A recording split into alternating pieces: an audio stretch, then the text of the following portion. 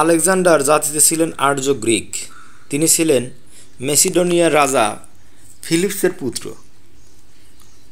তাহলে আলেকজান্ডার কোন জাতি ছিল? আর্য জাতি, আর্য গ্রিক। তিনি ছিলেন মেসিডোনিয়ার রাজা ফিলিপসের পুত্র। বাল্যকালে তিনি প্রখ্যাত গ্রিক দার্শনিক অ্যারিস্টটলের নিকট গৃহশিক্ষা লাভ করেন। তাহলে অ্যারিস্টটলের ছাত্র ছিল হলো আলেকজান্ডার। খ্রিস্টপূর্ব 335 খ্রিস্টাব্দে ফিলিপসের মৃত্যু হলে আলেকজান্ডার মেসিডোনিয়ার সিংহাসনে আরোহণ করেন।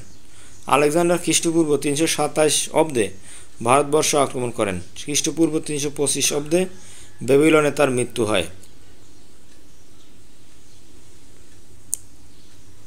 আলেকজান্ডারের মৃত্যুর পর চন্দ্রগুপ্ত মৌর্য উপমহাদেশে গ্রিক প্রাধান্যের অবসান ঘটান। সক্রেটিসের ছাত্র ছিলেন প্লেটো, প্লেটোর ছাত্র ছিলেন অ্যারিস্টটল এবং অ্যারিস্টটলের ছাত্র ছিল আলেকজান্ডার।